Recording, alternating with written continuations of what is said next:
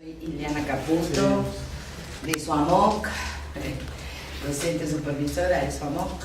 Y bueno, también digo, hace años que he venido a Fucsia, digo, en distintas actividades, ¿no? Bueno, y el tema que vamos a hablar es sobre la alianza terapéutica, ¿no? Desde el modelo cognitivo-conductual.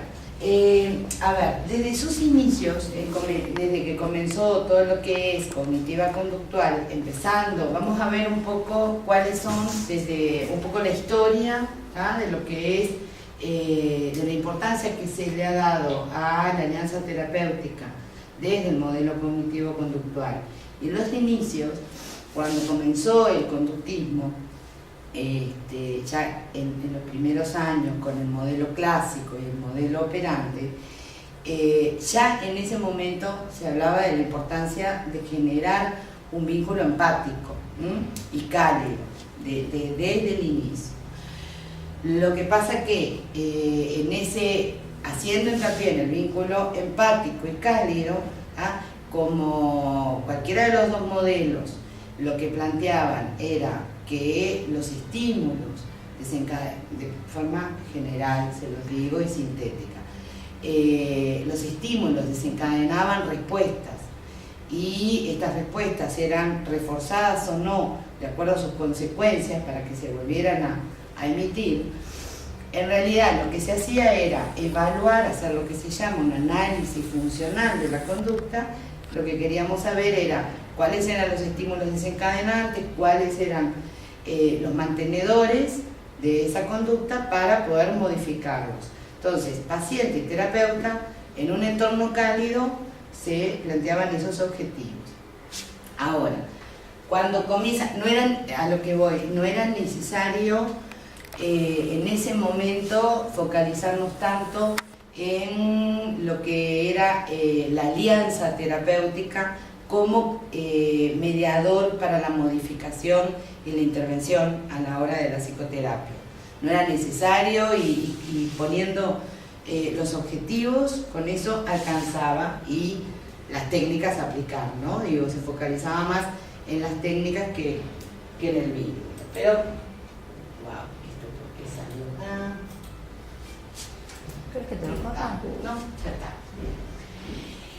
Cuando viene el modelo cognitivo, que es más o menos por los años 70, ya Beck, también Ellis, son los dos pioneros, los dos fundadores del modelo cognitivo.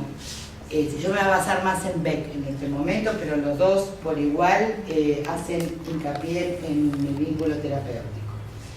Ya desde el inicio, tanto Beck como Freeman plantean la importancia de fomentar un vínculo que sea empático, tanto emocionalmente como cognitivamente, ¿no? Desde pensamientos, desde ideas, ¿tá? Y ellos hacían mucho hincapié en lo que es, en el vínculo, la colaboración activa, un vínculo en el cual terapeuta y paciente van a trabajar en conjunto, ¿tá? Por eso se necesitaba esa calidez y esa también actividad y cooperación entre ambos. Más adelante, eso fue por los años 70, más o menos por los años 80, por ahí, cuando empieza Freeman a trabajar en trastornos, desarrollar todas las técnicas de intervención en trastornos de personalidad, recién ahí es cuando realmente, por lo que es la característica del trastorno de personalidad, que su dificultad mayor es en el vínculo, se nos hace necesario ahondar más en fomentar ese vínculo y trabajar ese vínculo. Desde técnicas de intervención conductuales y cognitivas, siempre lo trabajamos desde ahí, ¿no? Entonces, es en este momento que Freeman desarrolla como puntos importantes y generales, y que él después va a dar determinados aspectos que hay que cuidar de cada trastorno de personalidad, pero en términos generales habla mucho de la importancia de la aceptación del paciente, de la sinceridad que tiene el terapeuta con el paciente. Y uno dice sinceridad, ¿cómo no vamos a ser sinceros, no? Pero claro, a veces sin nuestra intención de ser sinceros, podemos generarle al paciente la idea de que no, esto es sencillo, vos vas a poder lograrlo, vamos a lograrlo. Y en el trastorno de personalidad no es que no seamos sinceros, pero en realidad lleva trabajo, lleva tiempo y lleva esfuerzo de ambos, del terapeuta, pero también del paciente, ¿no? Que es el gestor de sus cambios. También Freeman plantea mucho que es necesario en los trastornos de personalidad adaptar el estilo terapéutico del terapeuta. ¿Tá? Digo, las características del terapeuta tienen que adaptarse de acuerdo a las necesidades del paciente. Y es ahí donde lo que vamos a desarrollar más adelante, qué es lo que necesitan, lo que valoran más o puntúan como más importante los pacientes, ¿tá? A la hora de su psicoterapia, siempre desde el modelo nuestro, ¿no? Otra de las cosas que también plantea Freeman es que es muy importante para generar un buen vínculo pedir feedback al final de la sesión. Nosotros, ¿qué es pedir feedback al final de la sesión? Es hacer una síntesis y ver cómo el paciente se sintió en esa sesión, qué fue lo que le transmitimos, qué fue lo que aprendió en esa sesión, ¿tá? Y sobre todo cómo se siente, si se sintió cómodo, si no, ¿tá? Y eso es muy importante para que son facilitadores, ¿no? Son facilitadores del vínculo. También es muy importante tener mucho cuidado en el lenguaje, de cuidarse de que, porque algunos de los trastornos de personalidad interpretan nuestras intervenciones como juicios críticos, entonces hay que tener mucho cuidado que el paciente no se sienta cuestionado, criticado. También es muy importante para fomentar, facilitar un vínculo, aliviar la angustia del paciente. ¿Ah? Yo hace poquito hicimos una actividad digo que está muy buena, que es en la Católica, los docentes de grado de las distintas corrientes, y vimos 2 videos, ¿no? Digo, de entrevistas, entrevistas que se hicieron desde distintas corrientes, y ahí surgió muy interesante, pues estamos también trabajando o profundizando en lo que es la alianza terapéutica, y salió muy interesante que hay corrientes que, salió ahí, ¿no? Que cuanto más angustiado está el paciente, como que es mejor. Y sin embargo, para nosotros, el modelo nuestro, cuanto más aliviado sale el paciente de la sesión, cuanto más, aliviado, no hay otra palabra, menos angustia, mejor es para la evolución del paciente. Y ahí hay una diferencia en cómo trabajamos el vínculo, ¿no? Y es una diferencia de enfoque desde las distintas teorías, ¿no? Y también un aspecto que dice Freeman, que es muy importante, es familiarizarse con la vida del paciente, la vida pasada del paciente, sobre todo en los trastornos de personalidad. Todos ellos, para ellos, son facilitadores del vínculo. No se puede dejar de mencionar a Roger, cuando hablamos de alianza terapéutica, que él hace hincapié en para que la relación terapéutica sea efectiva, se necesita un vínculo empático, congruente y con aceptación incondicional del paciente. Lo cual, lo traigo a Roger porque creo que todas las corrientes estamos de acuerdo con que esto es así, ¿no? Y todos lo tenemos, ya anteriormente lo veíamos que Freeman y Beck lo planteaban, ¿no? Por otro lado, Tyler, plantea que la alianza favorecerá cuando, fíjense los puntos que hace hincapié, exista compromiso con el proceso por el paciente y el terapeuta, que estén los dos comprometidos en ese proceso que es psicoterapéutico. Que el terapeuta sea percibido como creíble y seguro, que transmita seguridad al paciente. que el paciente perciba a su terapeuta también como comprometido con su proceso. Que la relación se plantee de iguales, de igual a igual, porque eso lo hace cooperativo, lo hace que el paciente también se sienta comprendido, comprometido y seguro. Si no, se hace una diferencia muy grande entre el terapeuta por allá arriba, el que sabe todo, y eso lleva a una pasividad en el paciente y no hacerse cargo ni comprometerse de su propio proceso de modificación. También, Tyler habla de lo empático, que el terapeuta tiene que ser percibido por el paciente como empático, que existe una sintonía fina, y en ese sentido, que existe una sintonía fina, yo escuché a Safran decir, que realmente a mí me gustó mucho cómo lo simboliza, ¿no? Que en la alianza, en el vínculo terapéutico, es como una danza, en la cual el terapeuta guía, pero tiene que ir al mismo ritmo, ¿tá? Como que tiene que haber una, y es esto de la sintonía, ¿no? Saber danzar en sintonía. Y eso es muy importante, ¿no? Para lograrlo, y por eso nos exige como terapeutas como poder modificar muchas de nuestras características, o por lo menos estar atentos a qué características tenemos que desarrollar o qué habilidades tenemos en menos o en más, ¿no? Y bueno, y otro de los puntos también, que tiene que existir un sentimiento positivo y recíproco entre paciente y terapeuta. Si quieren me cortan, cuando quieran preguntarme algo. Por otro lado, Opaso en el 2001, Opaso es un terapeuta cognitivo integracionista. Y él plantea que la alianza terapéutica, estamos más hacia los que son más cognitivos, ¿no?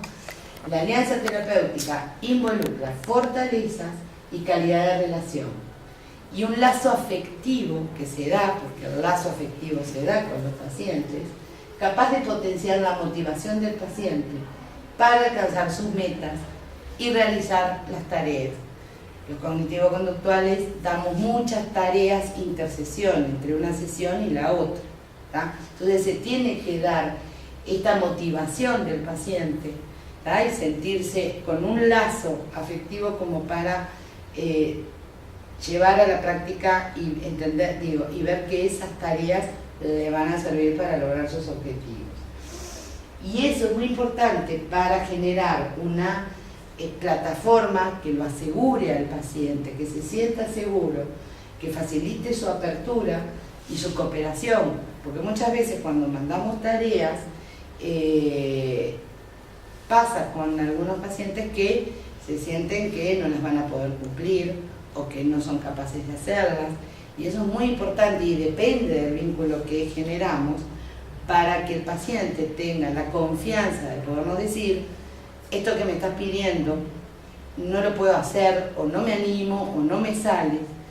¿Y por qué es muy importante? Porque eso hay que acomodarlo, porque las tareas que mandamos es participativo y en colaboración, o sea, por eso es que la relación tiene que ser de igual a igual. El paciente tiene que podernos decir: esto así no me sale, bueno, vamos a ver juntos cómo te puede salir esto, cómo podemos llevarlo a la práctica, ¿no? En general nosotros partimos de que el conocimiento lo tiene el paciente, y entonces por lo tanto nosotros tenemos que buscarle la forma de que sea práctico y efectivo para que el paciente lo logre, ¿no? Y esto, la alianza terapéutica, según los pasos, es lo que potencia la fuerza del cambio, tanto al aplicar buenas estrategias y técnicas adecuadas. Ahora vamos a ver una investigación de... entonces, para PAS... Cuando decís cognitivo integracionista, sí. ¿A qué te referís? Es dentro de cognitiva, de lo que es el modelo, la teoría cognitiva, hay muchos desarrollos del cognitivismo, ¿tá? Hay quienes, por ejemplo, son lo que se llama cognitivo estándar, que son los que trabajan de acuerdo al estilo de Beck y de Ellis, en donde, bueno, digo, fue el inicio. Hay otros que son, por ejemplo, posracionalistas, que trabajan mucho en la narrativa, en lo simbólico. Hay otros que son cognitivo-existencialistas, que enfocan más desde lo existencial, toman lo cognitivo pero van a lo existencial. Integracionista apunta que, bueno, trabaja una amplia gama de facetas de lo cognitivo, pero es cognitivo porque partimos de la base de que la base de todo trastorno emocional, después son que son cognitivos, la base de todo trastorno emocional depende de la interpretación que hacemos de las situaciones, por eso es cognitivo. Para Opaso dice que el vínculo, la alianza es una construcción conjunta que se va dando entre el paciente y el terapeuta. Y eso hace que las expectativas, las opiniones, las construcciones que ambos van desarrollando respecto al trabajo que van a realizar, hace que la relación y la visión del otro resultan relevantes para el establecimiento de la alianza. La alianza modula la relación modula la alianza. Es interactivo. Por otro lado, yo les traigo estos que investigaron. Bourdin investigó muchísimo. Si googlean van a ver que googlean en el Google académico. Él hizo muchas investigaciones acerca de la alianza terapéutica. Y a nivel de todas las corrientes lo hace. Dentro de esto plantea que hay 3 aspectos que son fundamentales a la hora de generar una alianza terapéutica. Uno es el acuerdo que hay entre el terapeuta y el paciente sobre las metas que tiene el tratamiento. Si el terapeuta tiene una meta y el paciente otra, lo más seguro es que esa alianza no se genere, o sea, muy frágil. El otro aspecto es el acuerdo que hay entre las tareas que hay que realizar para lograr esa meta. Y por último, el vínculo emocional que se crea entre el terapeuta y el paciente que permita lograr progresos. Y ese vínculo es tan importante que Lambert en el 92 hizo una investigación en donde dice que nada más que el 15% de la mejoría del paciente depende de las técnicas que estamos aplicando o corrientes. Y el 30% de la mejoría del paciente es gracias a la relación terapéutica que se entabló. Con lo cual se va haciendo cada vez más importante apuntar a prestarle atención a lo que es la alianza terapéutica. Hay autores, yo traje Lambert que habla de un 30%, pero hay autores que dicen que más allá de las corrientes que aplicamos, de las técnicas que aplicamos, el 60% depende del vínculo terapéutico. Bien.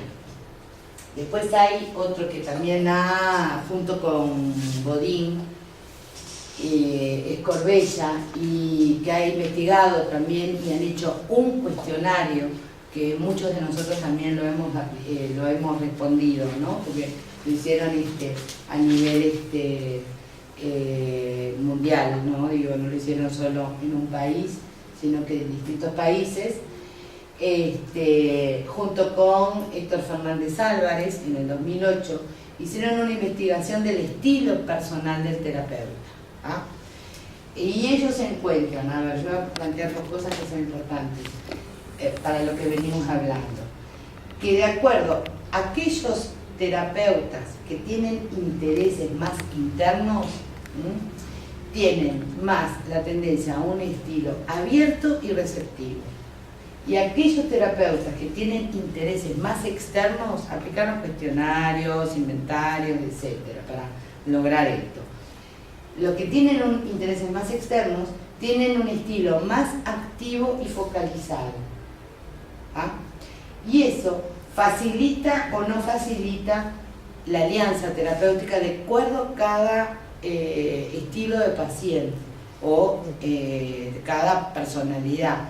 Por lo tanto, qué importante es saber cuál es el estilo de uno para poderlo moldear si es necesario, o para poder decir, bueno, con este paciente no lo voy a poder ayudar con mi estilo y entonces lo derivo. Porque de lo que se trata es que el paciente pueda tener una experiencia positiva en su terapia y no una experiencia de que no me entiende o no me comprende o no me ayudó para nada, ¿no? La psicoterapia. Igual hay algunos pacientes, todos sabemos los que estamos en la práctica clínica, que aunque cuidemos todo esto, van a salir pensando de que no les ayudamos en nada, ¿no?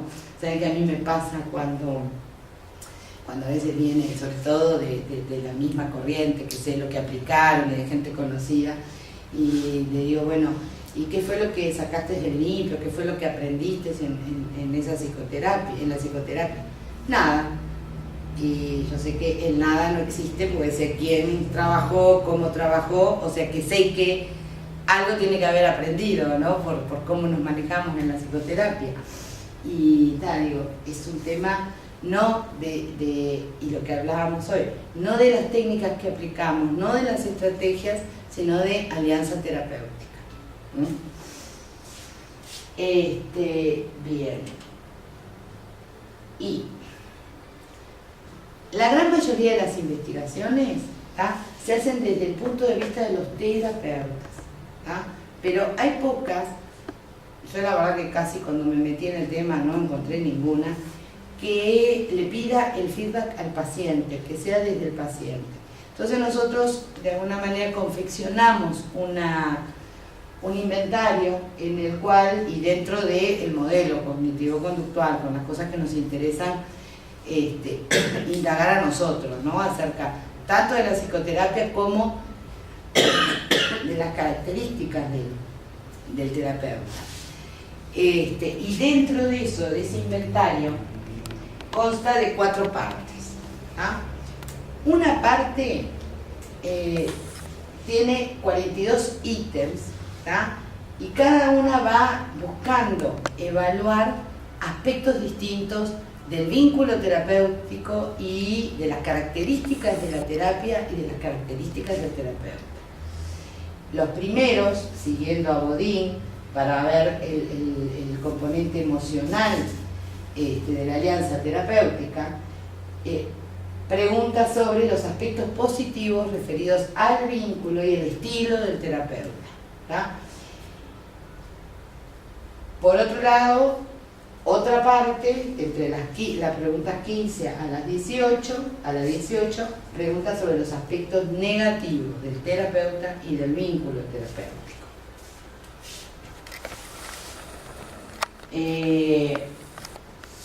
Los acuerdos que se pueden hacer para ver si están de acuerdo con los objetivos de la terapia, con lo que decíamos, las metas que se proponen, las tareas a realizar, cuál es el acuerdo que hay entre paciente y terapeuta.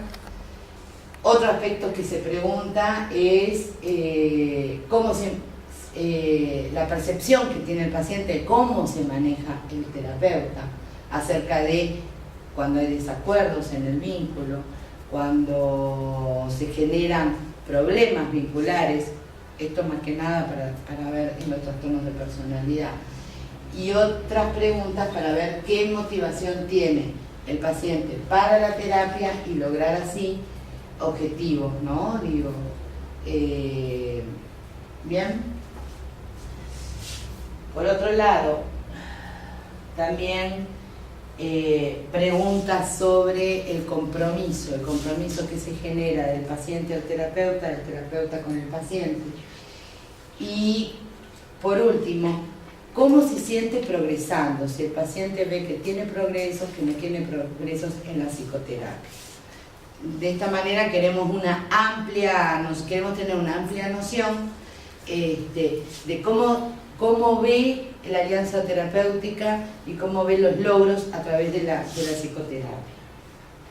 Así podemos ir ajustando tanto nuestras intervenciones como nuestra estrategia. Después tiene una segunda parte que pregunta más específicamente sobre las técnicas que aplicamos, ¿tá? Si se aplican o no, y si el terapeuta aplica o no técnicas que son necesarias e importantes a la hora de generar un buen vínculo. Por ejemplo, esto que es muy importante, preguntarle cómo se sintió en la sesión, ¿tá?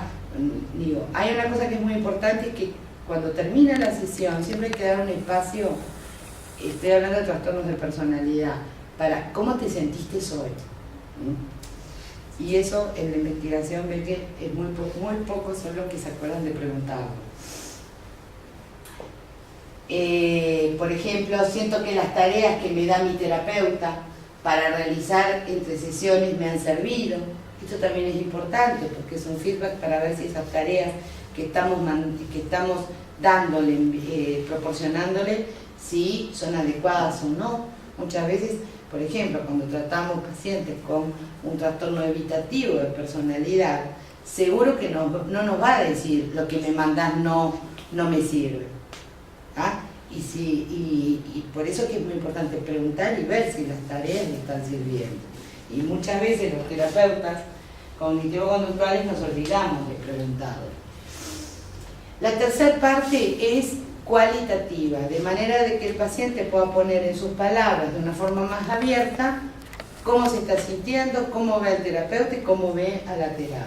¿Ah? Estas son preguntas que se le hacen. Y también digo acerca de, bueno, si ha pensado alguna vez en interrumpir su terapia, y si en caso de haberla querido interrumpir, cuáles son los motivos. Y dentro de esos motivos a veces nos dicen, contestan, bueno, motivos económicos.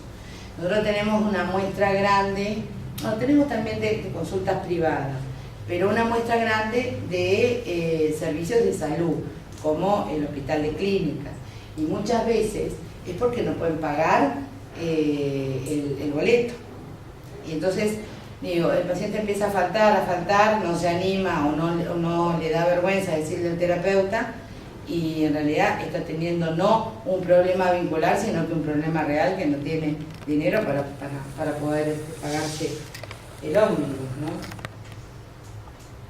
Bueno. Y la última parte es específica, son como 30 preguntas acerca de características que el paciente considera que son importantes que tenga el terapeuta.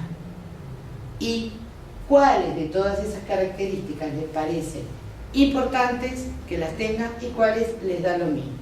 Acá a mí la verdad que los resultados me llamaron la atención en algunas cosas.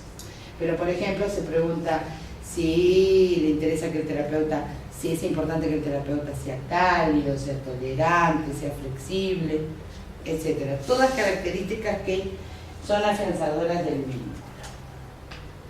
Bueno. ¿Y qué es lo que te llamó la atención de esas cosas? Ahora les digo, porque está bien. Entonces, de la muestra que se tomó, que son más o menos unos 50 pacientes, ya les digo, de ámbitos diversos, como digo, de clínicas, del servicio de salud que tiene, que brinda su AMOC en la sociedad, y también de la parte privada, ¿no? En ellos hay una muestra en la cual el 13% es masculina y el 87% es femenina. Eso es como muy común, ¿no? Que sea. Y de acuerdo a los datos que fueron procesados por el SPSS, tenemos que de esa muestra el 50% de los pacientes plantea que se sintió muy satisfecho con su psicoterapia. Una cosa que no les dije, se aplica después de los 3 meses de iniciado el tratamiento.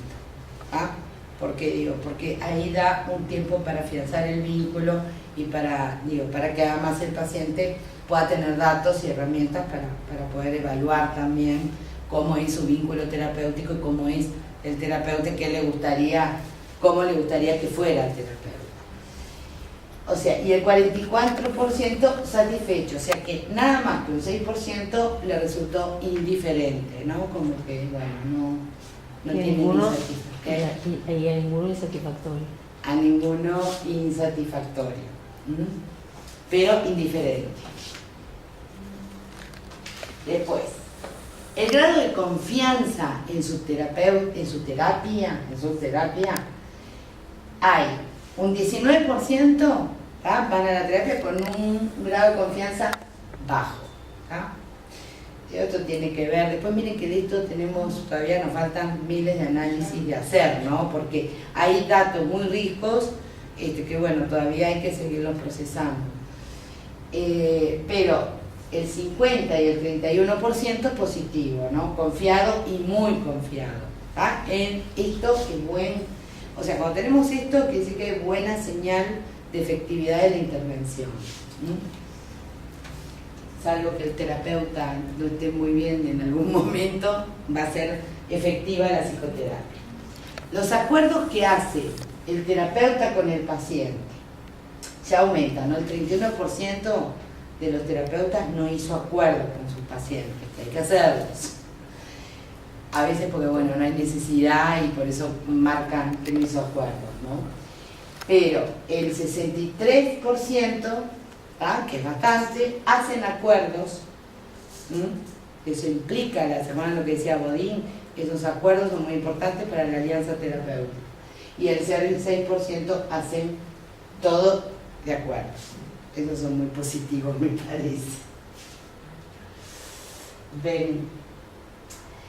En cuanto a la motivación del paciente, un 31% se vieron de esta muestra con baja motivación para la psicoterapia y el 25% del 44%, que es más de la mitad, están motivados y muy motivados.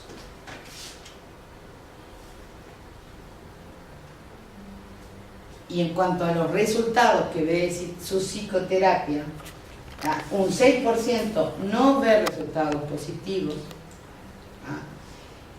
Vean que pues, esto va a dar, después tenemos que cruzar qué tipo de diagnóstico tiene el paciente, porque así, y qué tipo de diagnóstico, y también en función del tipo de diagnóstico, cuáles son las características del terapeuta que puntuó como más importantes, porque ahí van a haber diferencias. Pero bueno, para el inicio ya estos datos nos alcanzan para bueno, seguir avanzando en lo que es fomentar una buena alianza terapéutica. Pero fíjense que más de la mitad ve resultados positivos, ¿no? Y muy positivos, el 56 y el 38%.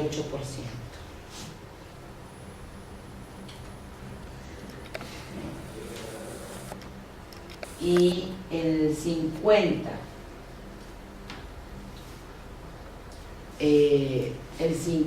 muy satisfecho, está con los resultados de la terapia, y el 44 satisfecho y el 6% indiferente. Después, vieron que el 6% viene como poco motivado, como que no aprendió nada, que no hay acuerdos, como que hay un 6% que va a estar interesante saber de qué se trata, qué diagnóstico tiene ese 6%, ¿no? Que bueno, lo podemos imaginar. Los puntajes, y esto ya digo, lo traje así porque la gráfica, uno se pierde con la gráfica de esto, ¿no? Porque están todos juntos y entonces es difícil identificarlos. Entonces lo saqué a este formato. Los puntajes que más destacaron los pacientes son que lo que más destaca es que el terapeuta no minimiza sus problemas, no se siente que minimiza sus problemas, que no quiere defraudar, y eso es muy importante tomarlo en cuenta, que no quiere, que le interesa no defraudar al terapeuta. Y eso es muy importante, porque el terapeuta tiene que tener cuidado con aquellos pacientes que les preocupa defraudar al terapeuta, porque va a querer hacer cambios por no defraudar al terapeuta y no por sí mismo, porque sea consciente o porque se dé cuenta que tiene que cambiar. Con lo cual, además, digo, es más probable que sienta que va a defraudar al terapeuta. ¿Entienden? O sea, que eso es muy importante tomarlo en cuenta. Otra cosa que ellos destacan es que, vieron que una fama que tenemos los cognitivos conductuales es que somos como muy directivos y que mandamos tareas y sin embargo, la muestra, la mayoría plantea de que no se sienten presionados por sus terapeutas. Y eso es un dato muy importante, que quiere decir que a la hora de plantearle la modificación y las tareas que tienen que hacer, los terapeutas, la muestra, los terapeutas de la muestra, se encargan de hacerlo de una forma muy cálida y muy empática, con lo cual están fomentando una buena alianza terapéutica. Y después, bueno, plantean también como cosas importantes a la hora de su psicoterapia, de poder expresar sus preocupaciones, tener confianza en el terapeuta, que el terapeuta le ofrece aliento, que lo escucha, que lo acepta, que puede expresar sus emociones libremente, que lo ayuda a aceptar mejor los problemas, a la aceptación. Nosotros tenemos ahora un desarrollo muy importante de lo que se llama la tercera ola dentro del cognitivismo, que es la terapia de aceptación y compromiso, ¿no? Y implica eso, aceptar los problemas, y bueno, después poderlos modificar, pero mucho va de aceptar los problemas. Y bueno, y muchos plantean que lo ayudan las técnicas y las técnicas que le enseña el terapeuta y la actitud con la cual se las plantea. Y en relación a la terapia, fíjense que pues eso es lo que decía hoy, que es más quiere decir que es una de las cosas que más que valoran de la terapia, es poderse llevar tareas, intersesión, que les sirven las tareas para lograr sus objetivos, que sacan conclusiones de su sesión, porque nosotros al final hacemos un resumen de sesión, ¿no? O sea que sacan conclusiones, que se hace el resumen de sesión y entonces sacan conclusiones. Como importante lo que es la psicoeducación para nosotros es que el paciente sepa lo que le pasa, por qué le pasa, cuándo le pasa, en dónde le pasa. O sea, psicoeducar es eso, enseñarle a qué le está pasando, para que él pueda después modificarlo y poderlo manejar. Y una cosa que valora mucho de la terapia, que a mí la verdad que yo digo qué bueno, porque yo soy muy de usar el humor en la psicoterapia. No, miren que no fueron pacientes, yo no estuve incluida en esto, o sea, yo recogí los datos nada más. O sea que son otros terapeutas que usan bastante el humor y los pacientes lo toman como algo importante dentro de su psicoterapia, el uso del humor. En menos, que no les está pasando dentro de su psicoterapia, es que los terapeutas no preguntan mucho acerca de cómo se sintió en la sesión y cómo se sienten respecto a la terapia, y no hacen mucho autorrevelación. Autorrevelación es una técnica cognitiva, con lo cual me parece que nosotros vamos a tener que insistir más en hacer autorrevelaciones y cuando hay que hacerlas, ¿no? Que es una técnica muy importante a la hora de modificar las cogniciones del paciente.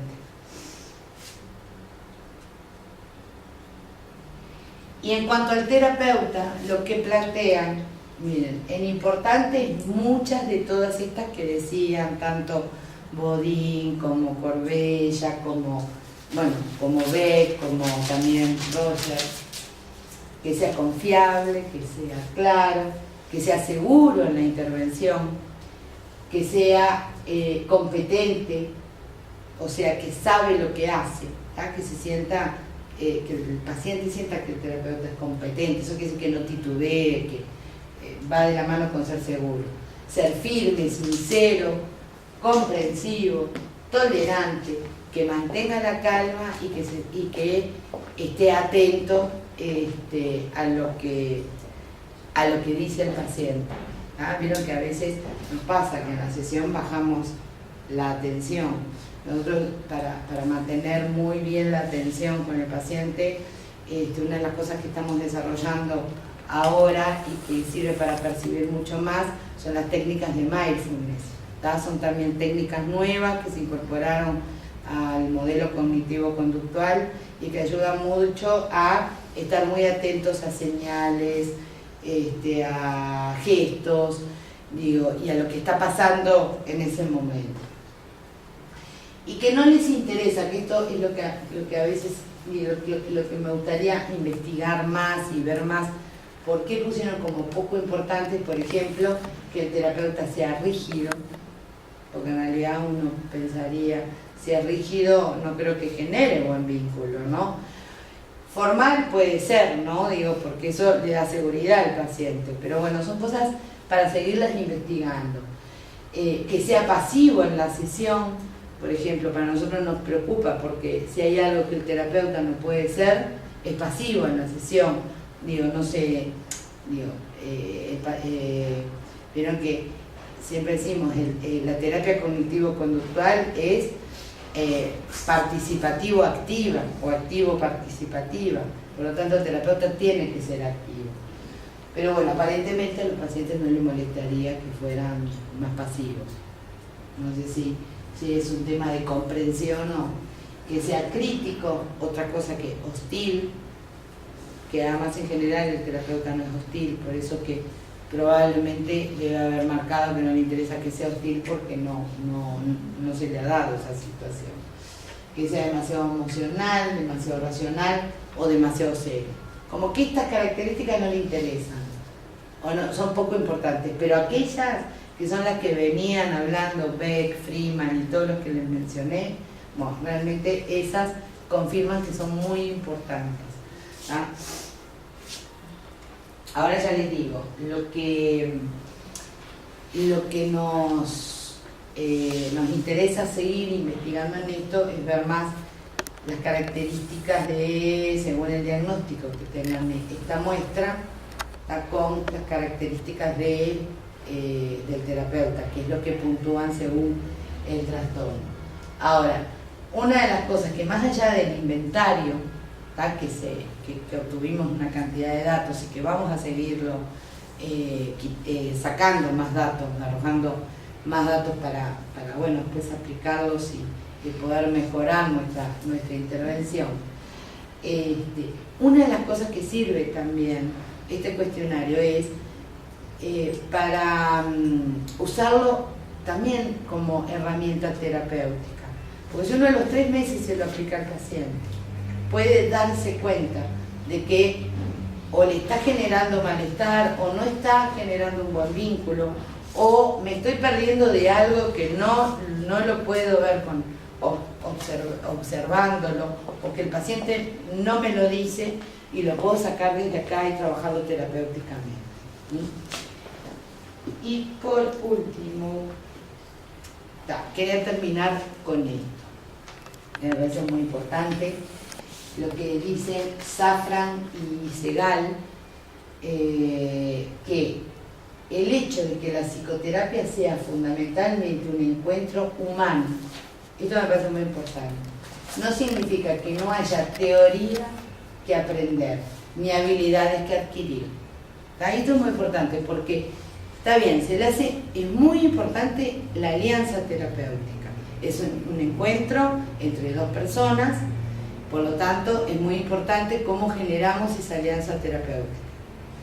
Pero aunque Lambert de que el 30% depende de la alianza terapéutica, si no tenemos teoría, si no sabemos aplicar, si no adherimos a una teoría, lo más seguro es que esa psicoterapia no vaya a ser efectiva.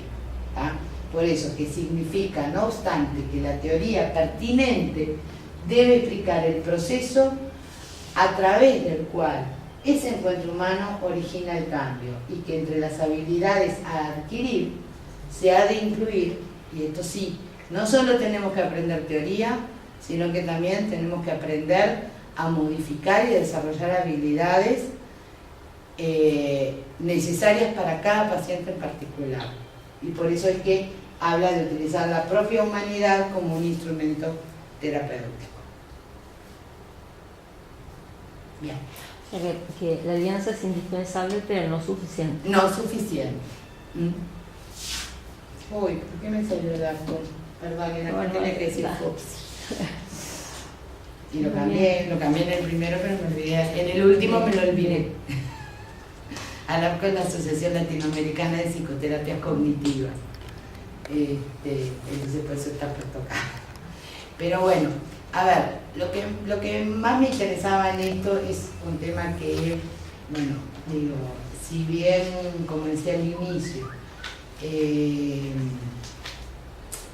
en un inicio los cognitivos conductuales no hicimos tanto énfasis a la alianza terapéutica, porque en realidad cuando interveníamos en el eje 1 y uno hoy por hoy también sigue sucediendo, no es necesario, porque no es necesario, me refiero a cuidar tanto la alianza terapéutica, sino que con el aprendizaje, la psicoeducación, el aplicar, bueno, hacer una buena estrategia desde la teoría nuestra y aplicar las técnicas necesarias para lograr los objetivos, con eso alcanzaba.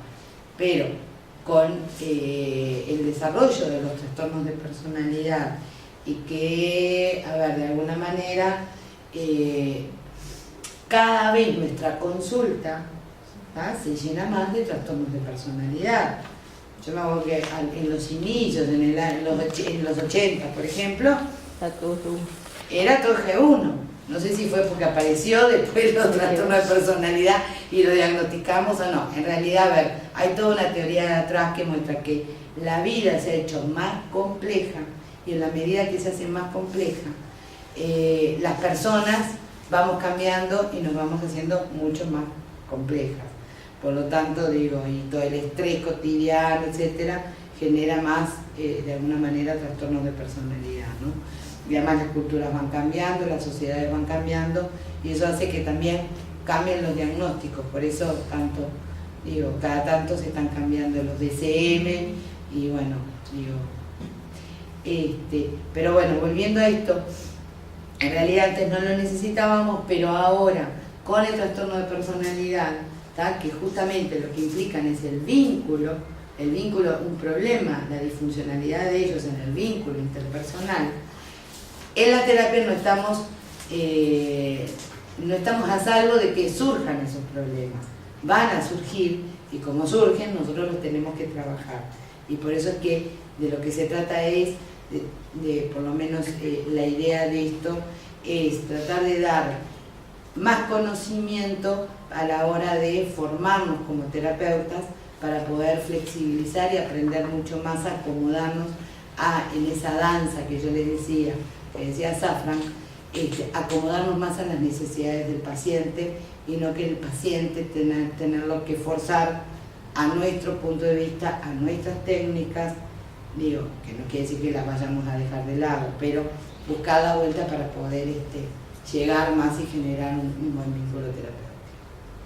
Bueno, pregunten, me aceptar porque... Pregunta, ¿hiciste en función de eso un escaneo a ver cuáles son las características del terapeuta para cada trastorno? Todavía no lo tengo, Está bueno. Pero bueno, digo, está en los datos, tenemos, que es todo lo que nos falta, en la base de datos tenemos el perfil de los terapeutas, digo, cómo son esos terapeutas, y el diagnóstico del paciente, porque así se pueden cruzar. Pues vieron que, digo, cada terapeuta tiene su estilo. Hay en esto que veíamos, hay algunos que usan más el humor, otros son más formales, otros son más serios, otros son más rígidos, otros más flexibles. Entonces ahí está, esos datos están de acuerdo al estilo del terapeuta, y hay que cruzar esos datos con las características, con el diagnóstico del paciente. Claro, porque tienen aplicado el Milon. Ah. Tienen aplicado, se les aplicó el Milon para tener un dato objetivo, el Milon en algunos, y otros la SCID-2. que tenemos esos datos para relacionar. El inventario aplicado a los pacientes con diagnóstico de trastorno de personalidad, no se extrae de ahí las características de lo que comparten el trastorno, valoran como positivas o negativas en el terapeuta. No, eso hay que procesarlo. Sí. Es lo que justamente hay que procesar. Está bien. Buenísimo. Bueno, preguntas, porque hablé mucho en general de lo que es cognitivo-conductual, pero bueno, no sé si algunas cosas le generó dudas o... ¿Se aplicó a los 3 meses siempre con frecuencia de una vez por semana? No. A los 3 meses, más o menos, 3, 4 meses, y después al final de la psicoterapia. Además tiene muchos ítems, ¿no? Tiene muchos Pero ítems. 42, tiene como Son como, a ver, 3, 44, 4, sí, son como 100 preguntas más o menos. Entonces no es algo para... Porque además después de esto también lo que hay que hacerlo es simplificarlo, ¿no? Pues esa es la primera aplicación. Después de esto lo que se necesita hacer es como las cosas repetitivas o las cosas que ellos no entienden o que responden de forma confusa porque pueden no estar claras, esos hay que sacarlos y reformularlos. Sí, además esto de aplicar sesión a sesión los inventarios, viste que acá nosotros con nuestra idiosincrasia es muy difícil, ¿no? Ver, dice, todas las sesiones le aplicas el inventario de depresión. No, imposible hacerlo. No. Es que si lo aplicamos acá como se pide, cada sesión, después de cada sesión, por más que sea corto, porque tiene, ¿cuántas tiene? 21, bueno, tiene 21 grupos de 4 afirmaciones. Pero digo, a ver, en realidad si nosotros aplicamos eso acá, se rompe el vínculo. Seguro la alianza terapéutica no existe. No, te decía que a los 3 o 4 meses, una vez y al final. Y al final, antes de darle si cuando se le está dando el alta. Aparentemente no hay diferencias entre los, y eso es interesante, no hay diferencias entre los resultados que se obtienen en cuanto a lo que responden, en cuanto a la satisfacción de la psicoterapia en los servicios de salud y en la práctica privada. Eso es muy interesante porque realmente es muy distinto cómo nos manejamos. Por lo menos nosotros tendemos en la práctica, en los servicios de salud hacemos intervenciones mucho más estructuradas. En la práctica privada no es tan estructurado, no son lo que se llaman guías de intervención. Lo hacemos mucho más acompasando los tiempos del paciente. Estaba pensando una pregunta. Sí, puedo. De la alianza terapéutica que refiere como al comienzo de la terapia. Yo me pregunto por el final de la psicoterapia. O sea, ¿ustedes prevén que con tal patología se aplican una serie de técnicas y aproximan una fecha estimativa acerca del final de la psicoterapia, o es un proceso que se va dando a medida de la respuesta del paciente? Mirá, a ver, el primer paso que damos nosotros al inicio es evaluar. Evaluar en términos cognitivo-conductuales. Eso nos permite hacernos una hipótesis del problema, que la compartimos con el paciente, y armamos lo que se llama una estrategia terapéutica. Porque no es que aplicamos técnicas pero de acuerdo a ese paciente, y eso es muy importante porque el gran error a veces es aplicar técnicas sin entender al paciente. Las técnicas sin entender al paciente pueden ser muy buenas, pero no van a funcionar.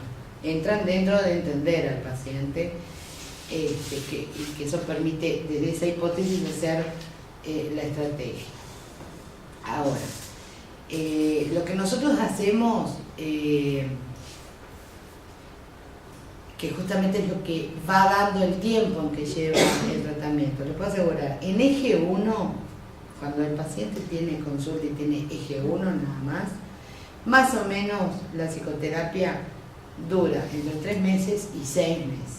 Es muy difícil que se alargue a más de 6 meses. ¿Ya? Y en el caso de los trastornos de personalidad, las terapias más o menos duran 1 año a 2 máximo. Dependiendo de la rigidez y la severidad del trastorno. Sí, pero viste que después de los 2 años lo que uno hace es un apoyo terapéutico, ya no es terapia con estrategia, ¿no? Entonces, como los objetivos los planteamos con el paciente, nosotros le planteamos lo que le sucede y los objetivos que tenemos y cómo vamos a lograrlo, de qué manera lo vamos a lograr. Y ahí más o menos hablamos de, yo personalmente lo que hago es, trabajemos 1 mes, 2 meses y evaluamos de nuevo. ¿Ah? Porque no siempre vemos el paciente, digo, muy rígido, me va a llevar más tiempo. Entonces, como uno va evaluando junto con el paciente los logros que va teniendo, el fin de la terapia se va dando cuenta el paciente mismo también. No es que tengamos que decir, acá llegamos, no, acá, bueno, ya logramos todos los objetivos. Y el paciente, digo, sabe que logró y vio que logró los objetivos, entonces es ahí donde se termina la psicoterapia. Claro, cómo se siente con él mismo y en las interacciones. Es de común acuerdo, pero más o menos lo que llevan es eso. Una cosa de lo que dijo Liliana, que en realidad personas que comparten el mismo diagnóstico no comparten las mismas hipótesis que luego dan lugar a una estrategia de intervención, porque uno es el resultado de su historia, y si bien la historia no es el objetivo, pero explica por qué le pasa lo que le pasa también. ¿Sabes que eso está bueno? Yo siempre cuando hablamos de esto traigo un ejemplo de una de las monografías de tercer nivel que le hicieron. Todo muy interesante porque eran tres psicoterapeutas distintas con 3 pacientes distintos, ¿tá? Pero que todos compartían el diagnóstico de TOC. Para el TOC nosotros tenemos una clásica estrategia terapéutica, una técnica de intervención muy característica, ¿tá? Y es ahí donde yo lo traigo porque me encanta explicar desde acá que es primero hay que entender al paciente y después la técnica, ¿tá? Porque los 3 casos con el mismo diagnóstico, cada uno fue tratado totalmente distinto. De hecho, uno solo fue tratado con lo que es la exposición y prevención de respuesta, que es la técnica que se utiliza para el TOC, y en realidad otro fue tratado desde el vínculo terapéutico, y el otro ya hace muchos años, no me acuerdo, pero fue otra técnica de intervención, creo que habilidades sociales. Claro, porque eso tiene que ver con la hipótesis que uno se plantea, y que es la hipótesis que uno está bueno esto. Menos mal. Y sí, si no sería algo, Porque si no es una ¿no? fábrica. Claro. Sería una fábrica que Que sería, no sacan la receta, sí, que no hay recetas. sería tan fácil. Claro, es un poco la idea, porque en verdad las técnicas, igual las mismas técnicas se usan diferente con diferentes consultantes, porque uno puede aplicar de una manera, unos adhieren más, otros adhieren menos, y bueno, y la forma en cómo la trabajas también tiene que ver con ese acompasarse, con ese de la base. Y no estaría bueno esto. Bueno, estás en la primera etapa, ¿no? Y después La segunda seguirás tú. No, pero estaría bueno hacer lo mismo Los jóvenes. con pacientes de otros modelos, a ver eso cuáles son las estaría coincidencias y interesante, las ¿no? discrepancias. Sí, que eso estaría bueno es que para invitar a Fupsi, ¿no? Sí, claro. Como para Hernán está hacerlo. haciendo yo no sé si es el mismo. Sí. Fernández no está haciendo un modelo de evaluación en relación a la psicoterapia. Ajá. No es el mismo. No, Pero, porque sí, bueno, él justamente tiene otra orientación. por Sí, eso sí, no, también. pero me mandó él, Bernard, me mandó material. la verdad que sí. No, digo en esto de pensarlo en relación qué pasa con las otras corrientes, como para ver si, por ejemplo, se usaría, digo, no se puede utilizar el mismo formato, sino No. que tiene que ser como un mismo encare de objetivos, pero cada uno desde su posición. Sí, exacto. ¿No? Pero yo creo que él estaba haciendo algo de eso. No sé. Y está bueno, estaría bueno No para tengo idea de compartirlo lo que está porque haciendo, pero sí creo sí. que estaría interesante poder hacerlo desde distintas corrientes y ver un poco esto, ¿no? Porque en definitiva, digo, si bien nos paramos de distintos lados, hay muchas cosas con otros nombres que tienen Sí. un mismo objetivo. Porque en esto que decías tú, bueno, de ver, ¿no? Determinadas cosas a mí me resonaron en la transferencia y en la contratransferencia, ¿no? En estas cosas de las herramientas de nosotros mismos en lo que nos hace sentir el paciente, ¿no?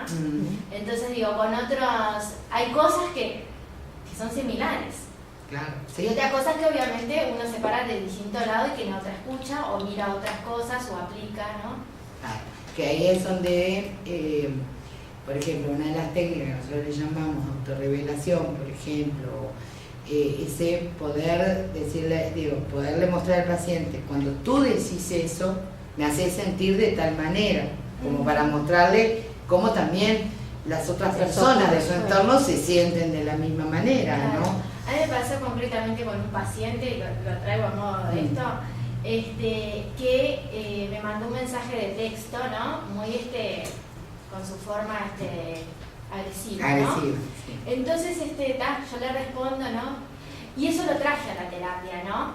Y se lo leí, el mensaje de texto, a ver cómo le resonaba, ¿no? Y justamente ahí pudo ver esa cuestión agresiva, ¿no? De cómo lo hacía conmigo, que supuestamente es un vínculo que ella cuida mucho en este caso, esto llevado a las distintas interacciones que ella tiene, ¿no? En esta cuestión. Sí. Y que eso es muy importante, porque si no es el terapeuta que se lo muestra, que se lo va a mostrar con un sumo cuidado, con todo esto, ¿no? Sumo cuidado, calidez, y que el paciente se siente en un lugar seguro, entendido, cuidado. Digo, si no es en ese entorno, fuera lo va a tomar a mal o lo hace reaccionar más agresivamente o se va a deprimir. ¿Sí? Son los contextos más adecuados para trabajar el efecto que causan estos pacientes agresivos, el efecto que causan en los demás, porque ellos vienen y no... Claro, los demás no son terapeutas. No entienden cómo se enojan los demás, porque Claro. si yo no hice nada. Es como ayer una paciente justo que muy encima de... Yo pago para llorar nada más, ¿te das cuenta? Te sale carísimo. Digo, y bueno, si querés pagar para llorar, entonces... y ahí hay que trabajar el vínculo, ¿no? Porque esa agresión de pago para llorar, porque venía muy enojada, ¿no? Pago para llorar, no me das una solución, con mucho cuidado hay que irla llevando, pero ¿qué solución tú querés? Porque es un tema de eso, ¿no? De que solucionenme y no, y yo soy buena y el resto es malo. Sí, es. Muy bien, bueno, buenísimo. Bueno, muchas gracias por un martes. Lamento